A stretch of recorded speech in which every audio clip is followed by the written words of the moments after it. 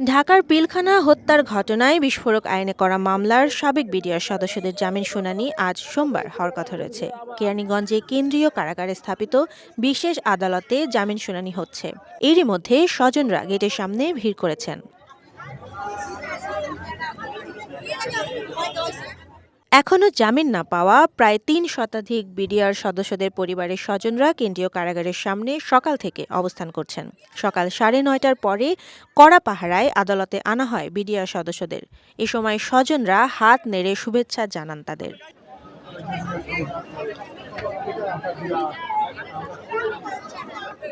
পিলখানায় তৎকালীন বিডিআর সদর দপ্তরে নির্মম ও নৃশংস হত্যাকাণ্ডের ঘটনায় হত্যা ও বিস্ফোরক আইনে দুটি মামলা করা হয়। এর আগে গত ২৩ জানুয়ারি দীর্ঘ ১৬ বছর পর বিস্ফোরক আইনে জামিন পান ১৬৮ বিডিআর সদস্য। বিস্ফোরক আইনের মামলায় ৮৩৪ জন আসামির বিরুদ্ধে বিচারকাজ শুরু হয় ২০১০ সালে, কিন্তু মাঝপথে বিস্ফোরক মামলার কার্যক্রম এক প্রকার স্থগিত রেখে শুধু হত্যা মামলার সাক্ষ্য উপস্থাপন করে রাষ্ট্রপক্ষ।